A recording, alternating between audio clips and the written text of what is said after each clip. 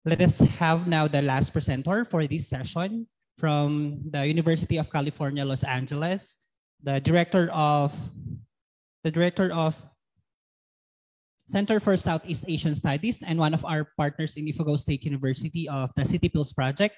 That's Dr. Stephen B. Acabado, to present to us the Ifugao Archaeological Project, the findings and their perspectives.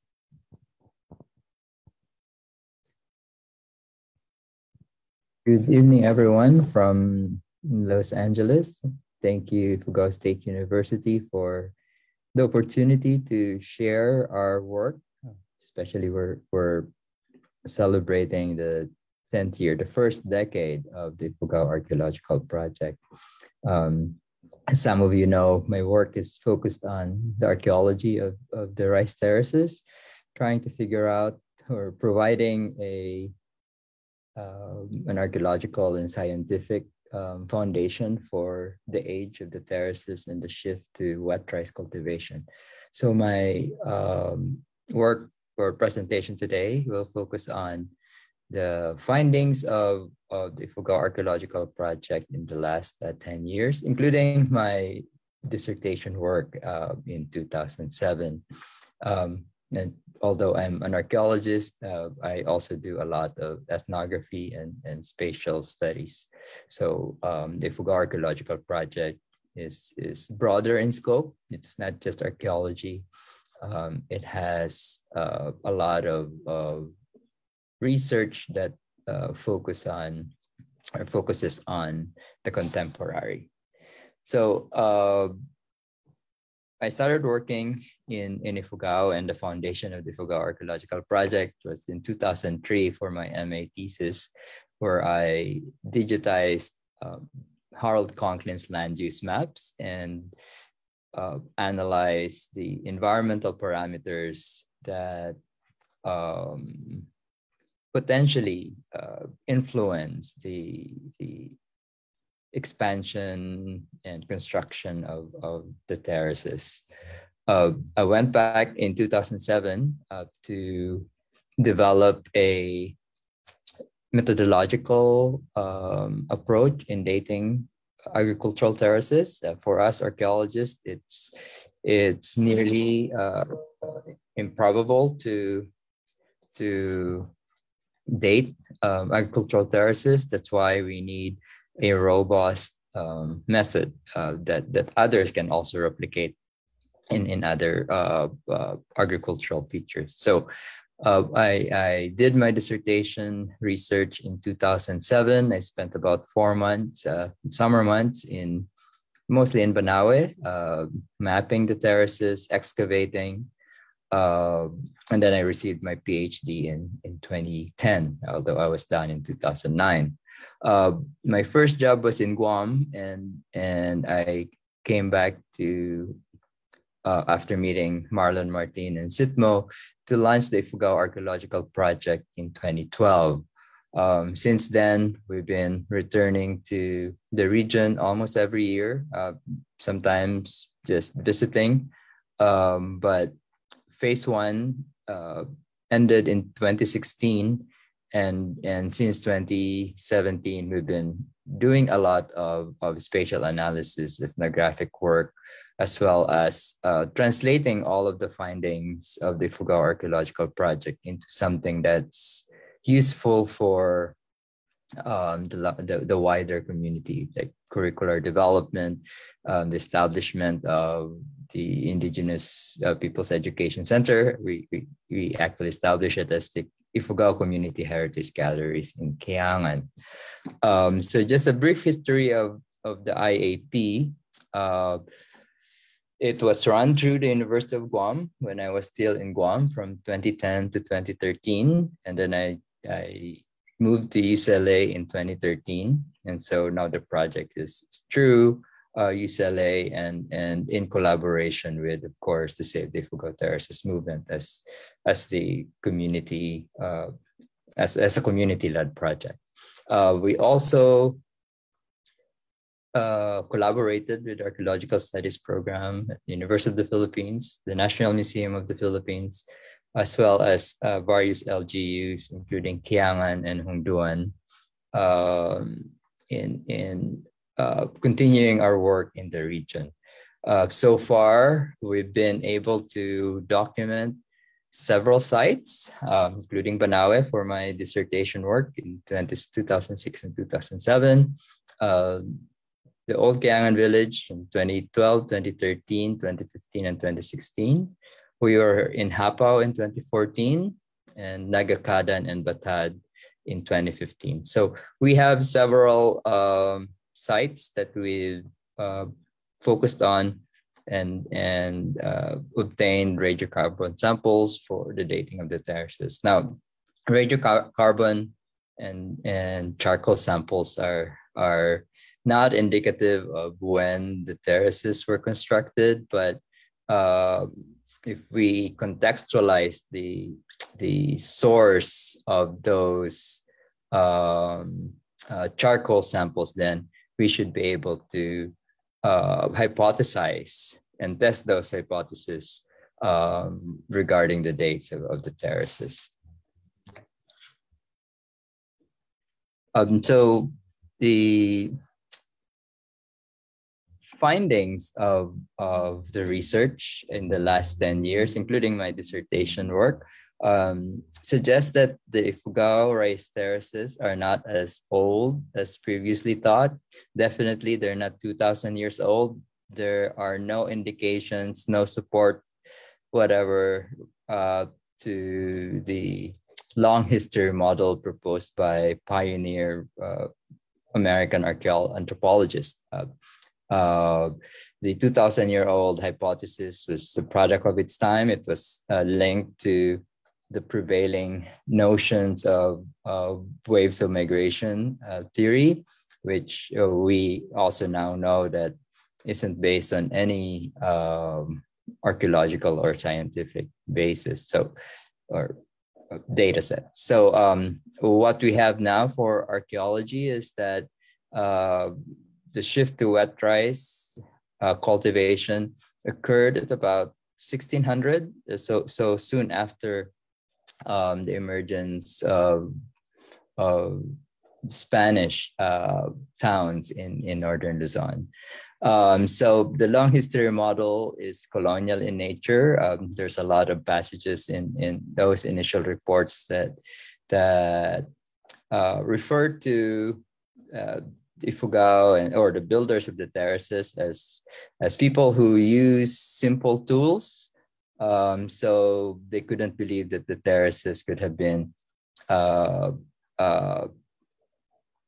constructed within a generation or two, and our data, especially energetics data that I'll show in a few minutes, suggests that the Batad rice terraces could have been constructed within 90 years by 5.5 people or 4.5 terrace builders working 6 hours a day.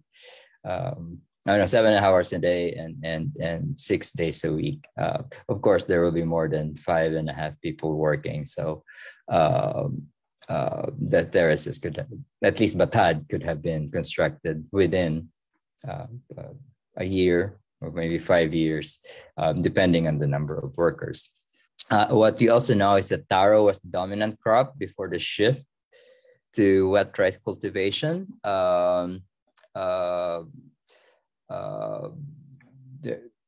Most of all of the data that we have, including pollen, phytolith, and starch, and as well as isotopes, the charred residue analysis indicate that at least in the old Kayangan village, people were eating taro or gabi before the emergence of rice as the dominant crop in the region. Our data sets also suggest that Ifugao was never isolated, as opposed to dominant historical narratives and the foundation of Ifugao identity and Cordillera identity, for that matter, that they were isolated because of resistance. The resistance actually happened in terms of the participation of the Ifugao and potentially other Cordilleran groups in the colonial enterprise, especially in the economic system during the Spanish period.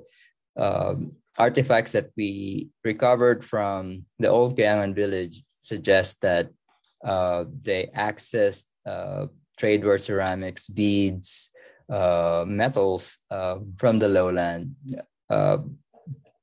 trading with lowland towns to access those materials. So they were never isolated as opposed to what we've learned in school.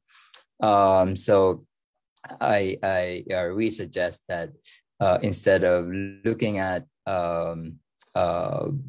resistance, we can perhaps look at this concept of accommodation as a type of resistance, accommodating the pressures of a colonial politics and economics for them to be able to successfully resist subjugation. We also look at environmental and ecological spatial analysis, or the components of the terraces, and what we've found is that Muyong and the Hinoob provide protection from runoff, from flooding, from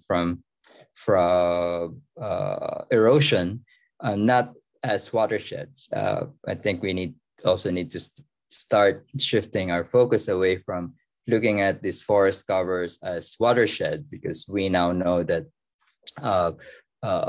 forest covers actually use more water because trees need water, but they protect the terraces downslope from runoff, from overflow of water. Based on our modeling, rice produced in the terraces is not enough to support the whole population out of the 13 villages, agricultural districts that Conklin mapped in the 1960s. Only 2 were able to produce enough rice to feed the whole population. The rest, like Banawe, was only producing enough rice to feed less than 5% of the population. So we think that rice production is more for rituals and feasts, and the daily carbohydrate requirement is provided by Sweden fields, or Uma Inala. Okay.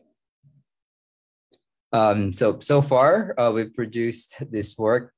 Has produced 2 books, 5 MA theses, 45 peer-reviewed journal articles, and as I mentioned, the establishment of the community heritage galleries.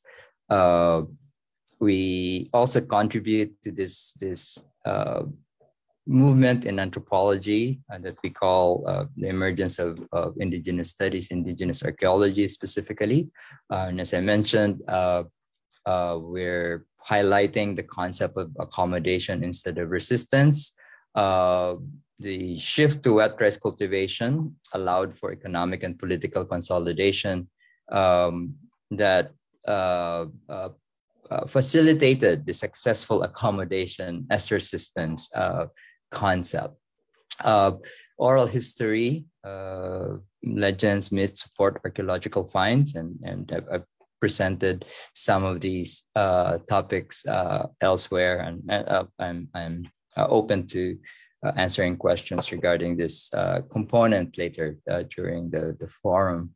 And we also did part of our work as an engaged archaeology.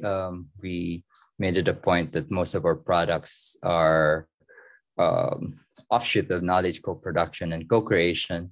And as an example, the old Gayangan story, this video documentary animation, is an example of knowledge co-production and co-creation. And I can share the links to this YouTube video later.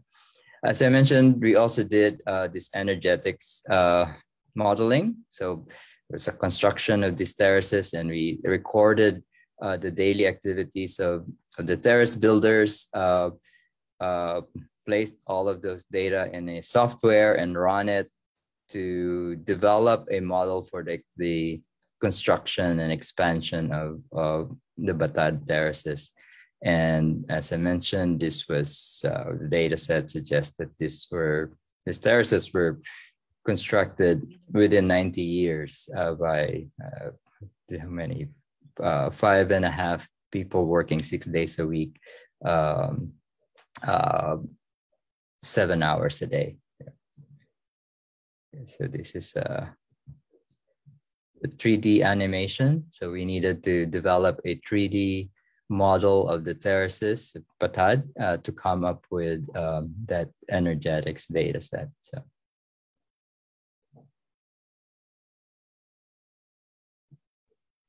Thank you. So in the future plans, hopefully after this COVID, we'll be able to return and survey interior villages, expand our documentation of oral history, include work on climate change and Ifugao agroecological system, again, intensify our engagement through heritage conservation programs, and involve communities in developing exhibits and curricular development.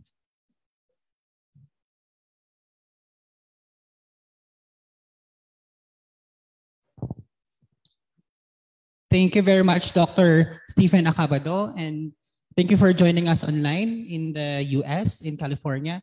We know that it's already bedtime in the other part of the world, but thank you very much for joining us. We appreciate the time and accepting the invitation to present to us some of the key results of the archaeological project in the Ifugao Rice Terraces. So